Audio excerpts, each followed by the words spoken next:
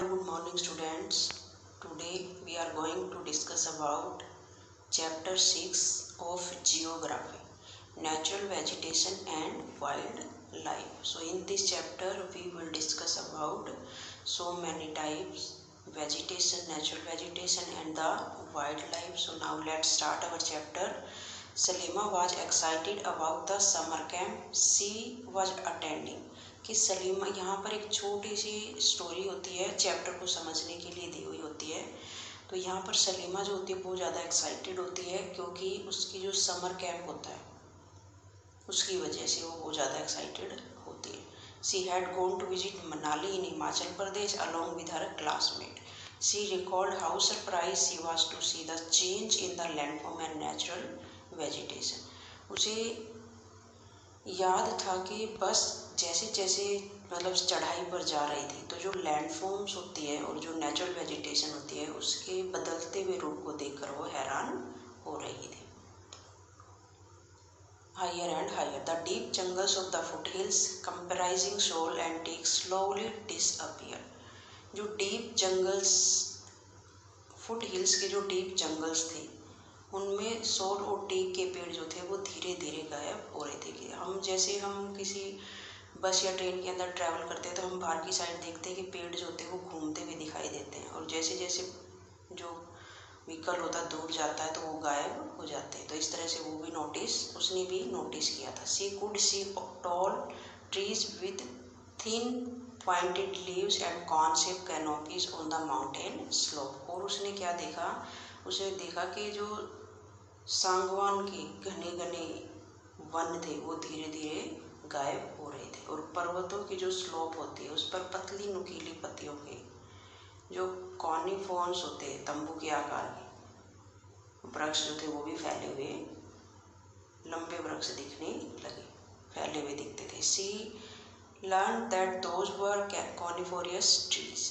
C notice blooms of bright colours on tall trees. उन्होंने जो tall trees के ऊपर ब्राइट कलर के फ्लावर्स भी उसने देखे थे जो कि खिल रहे थे। These were the rhododendrons. ये क्या थे? रोडोडेंड्रन्स होते थे। From Manali as she was travelling, from Manali she was covered with short grass and snow in the some places. और वे रोडोडेंड्रन के फूल थे और उन फूलों के अलावा मनाली से आगे जो रोहतांग पासिस होता है वहाँ तक रास्ते में उसने देखा कि जो लैंड होती है उस पर छोटी छोटी ग्रास जो होती है वो बर्फ से ढकी हुई थी। ये देखिए, you can look the rhododendron flower. From Salima's observation we summarise that there is a close relationship between height of land and the character of vegetation. Salima जो होती है उसने ऑब्जर्व किया कि जो जैसे जैसे जो लैंडफॉर्म होती है, ऊंचाई, जो लैंड की ऊंचाई और जो वनस्पति की विशेषताएं होती है वो एक दूसरे से रिलेशनशिप में होती है, कि एक दूसरे से संबंधित होती है। With the change in height the climate changes and that change is natural vegetations. कि जैसे जैसे ऊंचाई में चेंज आ रहा था उसकी जो क्या होती है, नेचुरल वेजिटेशन में चेंज हो रहा था, क्लाइमेट में चेंज हो रहा था। तो इस तरह से चेंजेस हो रहे थे। The growth of vegetation depend on nature and moistures. और जो ग्रोथ ऑफ वेजिटेशन होती है वो किसके ऊपर डिपेंड करती है? टेम्परेचर और मॉइस्चर पे डिपेंड करती है। It also depends on factors like slope and thickness of soil. और ये सॉइल की थिकनेस और स्लोप के ऊपर भी डिपेंड करती है। The types and thickness of natural vegetation varies from place to place because of variation in these factors. कि जो टाइप और थिकनेस होती है नेचुरल वेजिटेशन की वो अलग अलग होती है अलग अलग जगहों पर, क्योंकि इसके जो फैक्टर्स होते हैं वो भी भिन्न होते हैं, अलग अलग जो फैक्टर्स होते हैं उन पर निर्भर करती है। Natural vegetation in generally classified in 2-3 broad categories as follow. अब यहाँ पर जो नेचुरल वेजिटेशंस होती हैं उसको जनरली 3 कैटेगरीज, ब्रॉड कैटेगरीज के अंदर क्लासिफाइड किया गया। फर्स्ट होता है forest, which grow where temperature and rainfall are plentiful to support a tree cover. Depending upon these factors, dense and open forest are growth। कि जो यहाँ पर वृक्ष होते हैं, वृक्ष के लिए जो टेम्परेचर और रेनफॉल, उपयुक्त टेम्परेचर और रेनफॉल वाले जो एरियाज होते हैं उनमें उगते हैं जो फॉरेस्ट वन होते हैं। इन फैक्टर्स के आधार पर इन जो डेंस और ओपन फॉरेस्ट होते हैं ये ग्रो करते हैं। नेक्स्ट होता है हमारा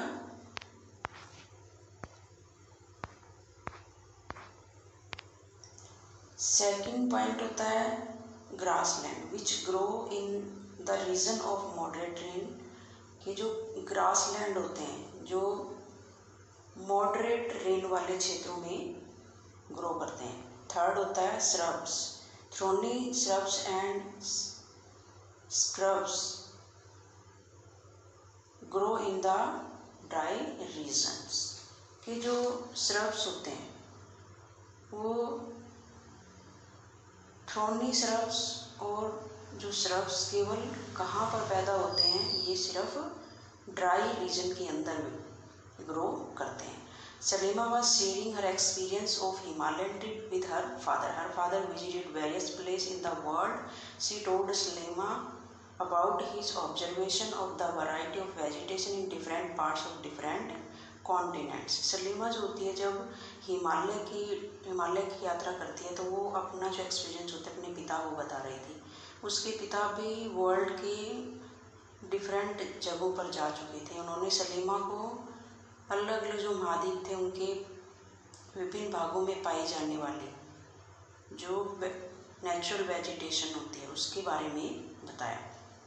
ही mention about coniferous forest in the sub polar regions, thorny bushes in desert, thick tropical hardwood forest in the humid regions and many more. Salima realized the Himalayas have almost all variety of vegetation. कि जो उसका जो father होता है उसने जो कॉनिफोरियस जो forest होते हैं उन्होंने रेगिस्तान में कांटेदार झाड़ियाँ और जो शुष्क प्रदेशों में जो आपकी उष्णकटिबंधीय जो पेड़ होते हैं जिनको हम क्या बोलते हैं tropical hardwood forest, many more, इन चीज़ों के बारे में उन्होंने उनके साथ डिस्कस किया। सलीमा जो होती है, Salima realize the Himalayas have almost all variety of vegetation which one can see while moving from the equator to the polar region. जो सलीमा होती है वो समझ गई, उसने रियलाइज़ किया कि हिमालय के एरियाज़ में लगभग सभी प्रकार की वेजिटेशन पाई जाती है जो कि पोलर रीजन और इक्वेटर जो होती है उधर जाने पर वो मिलती है। तो इस तरह से अलग अलग जगहों पर अलग अलग टाइप की वेजिटेशंस आपको देखने को मिलेंगी। The changes in the type of natural vegetation occur mainly because of changes of climatic condition. Let us get to know the different types of natural vegetation of the world with their characteristics, features and wildlife inhabiting there. कि जो ये natural vegetations होती है इनकी types में जो बदलाव का मुख्य कारण होता है वो होता है मेनली जो होता है इसका क्लाइमेटिक कंडीशन। तो आइए हम जो वर्ल्ड की अलग अलग प्रकार की जो नेचुरल वेजिटेशंस होती हैं उनके गुण होते हैं और कुछ समय के लिए निवास, वहाँ के जो सेटलमेंट्स होते हैं इनहैबिटेड, उनमें रहने वाले जो जीव होते हैं उनके बारे में नॉलेज लें। नेक्स्ट होता है फॉरेस्ट। अब हम फॉरेस्ट को देखेंगे कि इसके अंदर जो हमने फैक्टर्स पढ़े हैं 3 उनको अब हम एक एक करके जानेंगे। अब आएगा forest, tropical evergreen forest. These forests are called tropical rainforest. These thick forests occur in regions near the equator and close to the tropics. जो ये फॉरेस्ट होते हैं इनको ट्रॉपिकल फॉरेस्ट क्यों बोला जाता है, क्योंकि ये इक्वेटर जो होती है उसके आसपास पाए जाते हैं। These regions are hot and receive heavy rainfall throughout the year. As there is no particular dry season, the trees do not shed their leaves together. कि यहाँ पर पूरी साल बहुत ज़्यादा बारिश होती है यहाँ पर जो मौसम जो होता है वो कभी भी शुष्क नहीं होता। मतलब यहाँ पर कभी भी पर्टिकुलर मौसम नहीं होता कि एक टाइम में ये मौसम एक टाइम में, क्योंकि वहाँ पर साल में पूरी साल बारिश होती रहती है। सो जो ट्रीज होते हैं वो अपनी जो लीव्स होते हैं वो शेड नहीं करते, पत्ते अपनी पेड़ जो होते हैं पत्तियों को पूरी तरह से नहीं गिराते, इसलिए इनको क्या बोला गया है, this is the reason they are called evergreen forest. इनको एवरग्रीन फॉरेस्ट भी बोला जाता है, tropical evergreen forest. The thick canopies of the closely shaped spaced trees do not allow the sunlight to penetrate inside the forest even the daytime. Hardwood trees like rosewood, ebony, mahogany are common here. और क्या होता है कि यहाँ पर जो सूर्य का प्रकाश होता है, जो वृक्ष जो होते हैं गहरे गहरे फैले हुए होते हैं, जिनके कारण दिन के समय जो सन की रेज होती है वो फॉरेस्ट के अंदर तक नहीं पहुँच पाती। और आमतौर पर यहाँ पर जो ट्रीज पाए जाते हैं उनमें रोजवुड, अबोनी, महोगनी और ये सब वहाँ पर पाए जाते हैं। यहाँ पर एक फैक्ट्स होता है उसको देख लेते हैं। The tropical evergreen forest in Brazil is so enormous that it is like the lungs of the earth. Can you tell why? कि ब्राज़ील के जो ट्रॉपिकल एवरग्रीन फॉरेस्ट होते हैं वो इतने विशाल हैं कि इनको क्या बोला गया है, इनको लंग्स ऑफ द अर्थ बोला जाता है, पृथ्वी के फेफड़े। ये देखिए यहाँ पर आप कुछ एग्जाम्पल्स इसके एवरग्रीन फॉरेस्ट के देख सकते हैं। यहाँ पर जो नेक्स्ट फैक्ट होता है anaconda, one of the world largest snake is found in the tropical rain forest. It can kill and eat a large animal such as a crocodile. कि एनाकोंडा जो होता है वो वर्ल्ड का सबसे बड़ा स्नेक होता है और ये इस तरह के जो रेन फॉरेस्ट एरियाज होते हैं उनमें पाया जाता है। यह मगर के जैसे जो क्रोकोडाइल होता है उसके जैसे बड़े जानवर को मारकर खा सकता है। तो आप कई बार जो इंग्लिश मूवीज़ होती है उनमें देखते हैं कि जो एनाकोंडा होता है वो कितना बड़ा होता है, एनाकोंडा स्नेक्स जो होता है।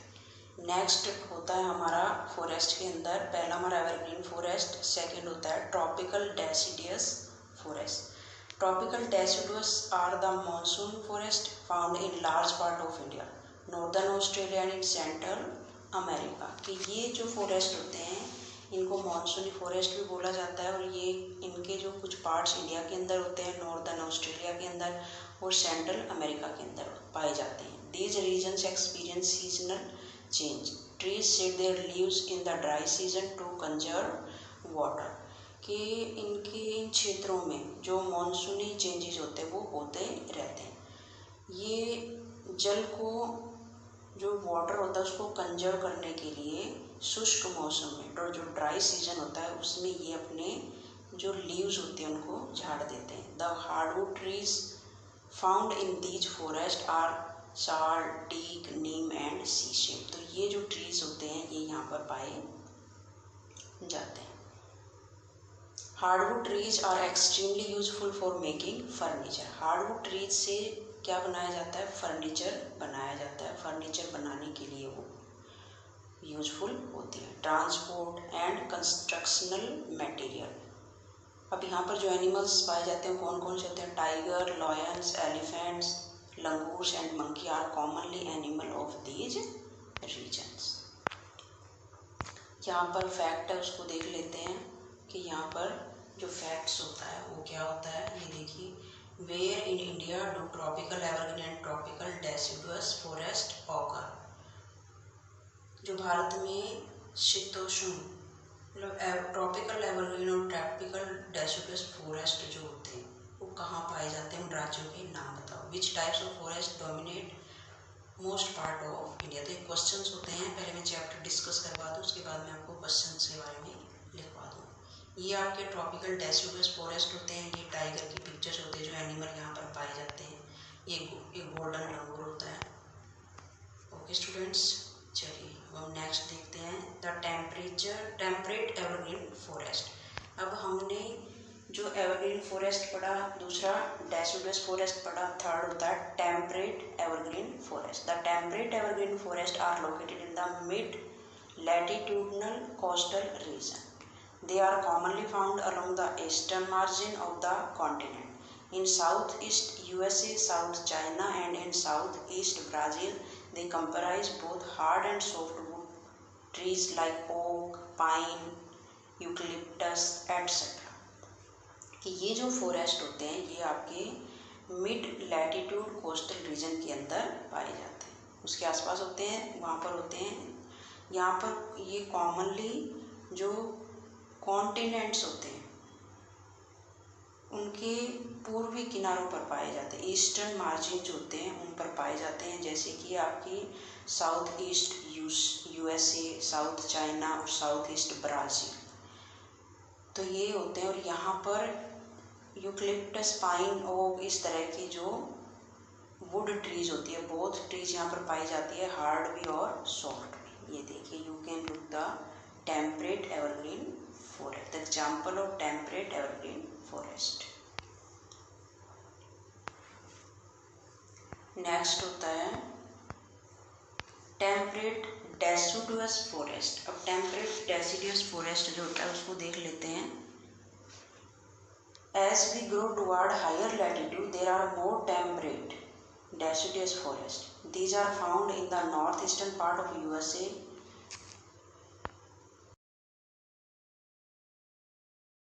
They are found in the northeastern part of USA, China, New Zealand, Chile, and also found in coastal region of Western Europe. तो यहाँ पर जो टेम्परेट डेसिडुअस होता है, जैसे कि हम जो हमारे हायर लैटिट्यूड होते हैं उधर बढ़ने पर ये इस तरह के फॉरेस्ट जो होते हैं ये पाए जाते हैं। ये आपके उत्तरी अमेरिका, चीन, न्यूजीलैंड, चिली और जो वेस्टर्न यूरोप होता है उसके जो तटीय क्षेत्र होते हैं वहाँ पर ये पाए जाते हैं। They shed their leaves in the dry season. The common trees are oak, ash, beech, etc. ये अपनी जो लीव्स होती हैं उनको ड्राई सीजन में गिरा देते हैं।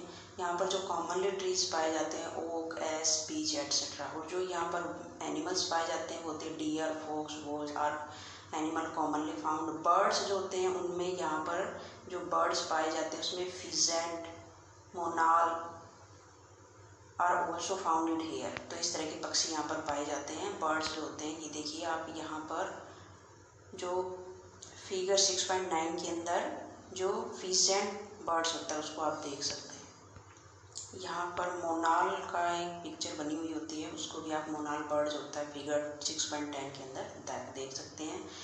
यहाँ पर जो पिक्चर थी वे फिगर 6.11 उसमें आप टेम्परेट डेसिडुअस फॉरेस्ट जो होते हैं उसके एग्जाम्पल को देख सकते हैं। नेक्स्ट होता है मेडिटेरेनियन वेजिटेशन। ये मेडिटेरेनियन वेजिटेशन जो होती है उसको देखते हैं।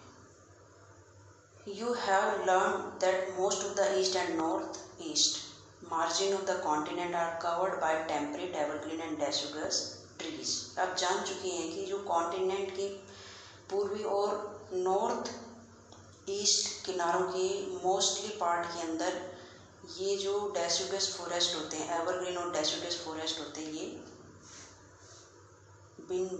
ये मतलब पाए जाते हैं, पेड़ों से ढके होते हैं, इनके पेड़ों से ढके होते हैं। The west and south west margin of the continent are different. They have Mediterranean vegetation. It is mostly found in the area around the Mediterranean Sea in Europe, Africa and Asia, hence the name. कि यहाँ पर जो Mediterranean vegetations होती है वो पाई जाती हैं। अधिकतर जो वेजिटेशंस होती है अधिकतर यूरोप, अफ्रीका और एशिया के जो भूमध्य सागर मेडिटेरियन सी जो होता है उसके नियर वाले जो एरियाज होते हैं उसमें पाई जाती है, इसलिए इसका यह नाम पड़ा है। This kind of vegetation is also found outside the actual Mediterranean region in California in USA, Southwest Africa, Southwestern Australia, इनमें ये पाई जाती है। इस प्रकार की ये जो वनस्पतियाँ होती है ये मेडिटेरियन के पहाड़ी प्रदेशों एरिया जो होते हैं जैसे कि संयुक्त राज्य अमेरिका की कैलिफोर्निया, दक्षिणी पश्चिमी अफ्रीका, दक्षिणी पश्चिमी अमेरिका और दक्षिणी पश्चिमी ऑस्ट्रेलिया में भी ये पाई जाती है। तो यहाँ पर हम कुछ फैक्ट्स हैं उनको देखते हैं। Mediterranean trees adapt themself to dry summers with the help of their thick barks and wax coated leaves which is help them reduce transpiration. कि ये जो वृक्ष होते हैं ये जो ड्राई एरियाज के अंदर स्वयं को ढाल लेते हैं। इनकी जो मोटी छाल होती है, बार्क्स जो होती है, वैक्स जो होती है, वो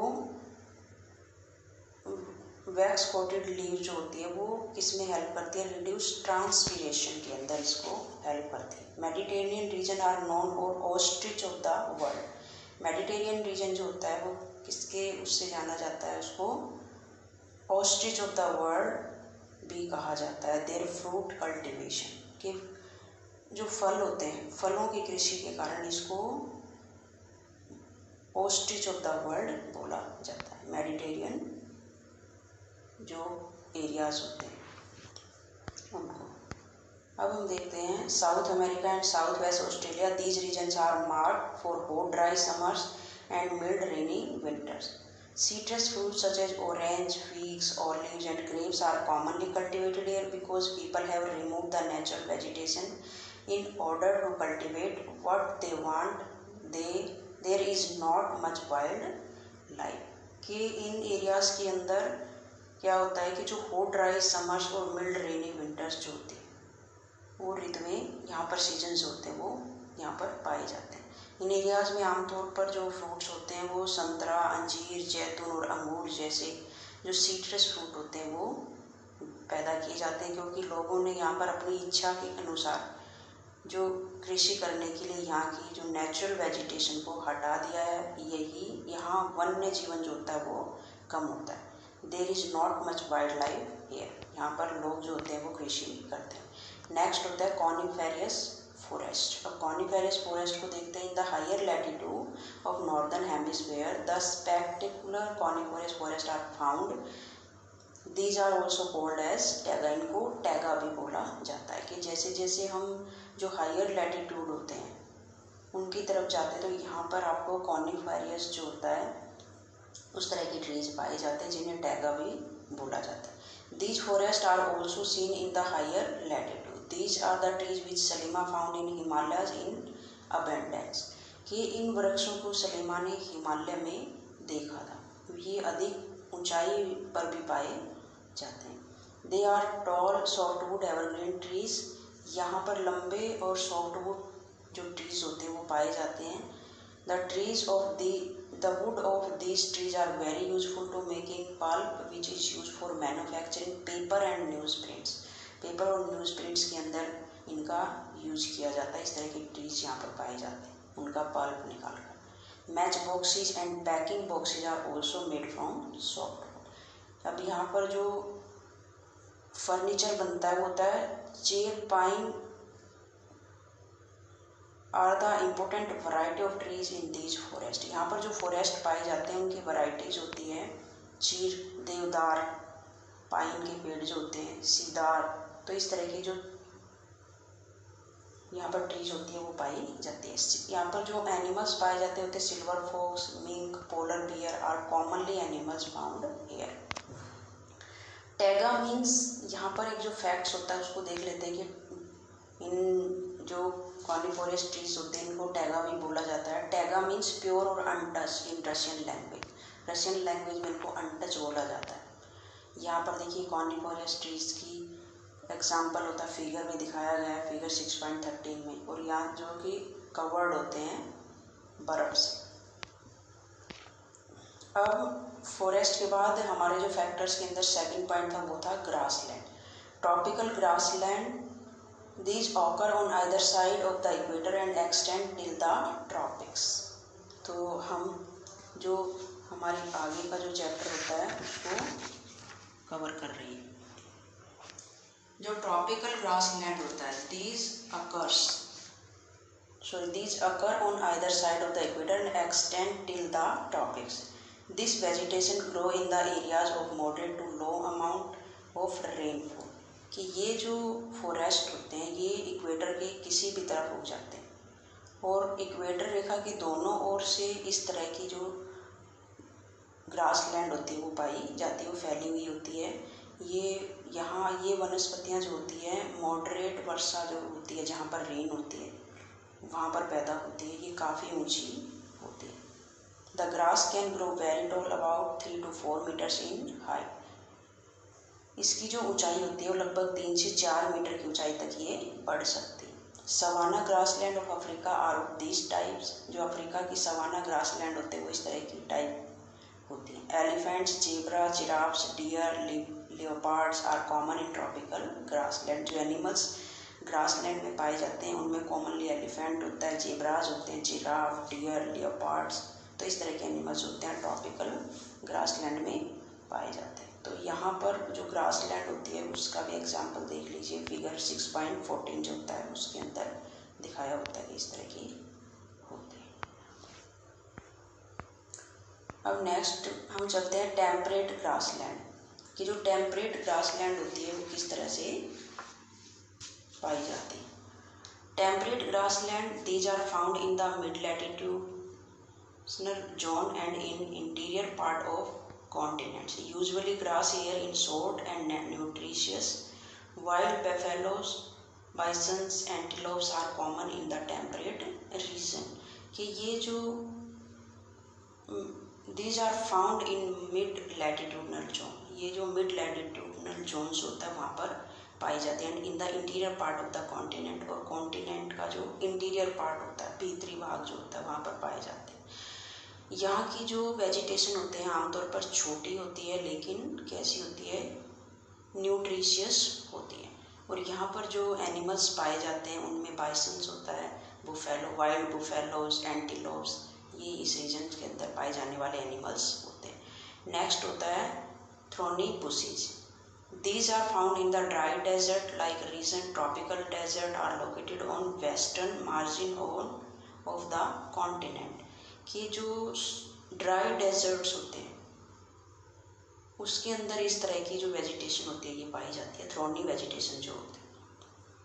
tropical deserts are located on western margin. जो ये रीजन्स होते हैं ये कहाँ पर लोकेटेड होते हैं, ये आपके रेगिस्तान जो होते हैं वहाँ पाए जाते हैं। This vegetation cover in scarce